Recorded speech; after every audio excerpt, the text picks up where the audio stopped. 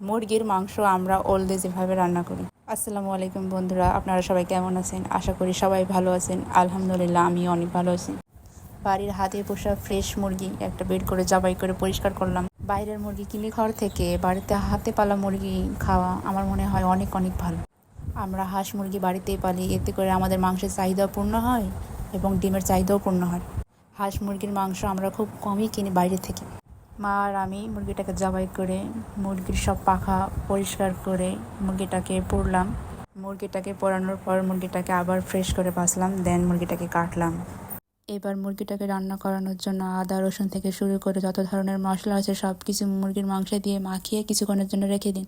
এবার ওলটাকে এভাবে কেটে নিন, তেলের মধ্যে দিয়ে সামান্য হলুদ দিয়ে ভেজে নিন। এখন কড়াইতে তেল দিন, মাংসগুলো ঢেলে দিন, দিয়ে কিছুক্ষণ নাড়তে থাকুন। নাড়তে নাড়তে যখন এই অবস্থা হবে তখন জিরা গুঁড়া দিয়ে কিছুক্ষণ নাড়ুন, তারপর পানি ঢেলে দিন। এখন মাংসটা কিছুক্ষণের জন্য রান্না হোক। আপনারা এইভাবে ওল দিয়ে মুরগির মাংস খান তো? ওল দিয়ে মুরগির মাংস খাইতে কীরকম লাগে কমেন্টে জানাবেন। এবার মাংসে মশলা গুঁড়া দিন, দেন নামাই ফেলুন।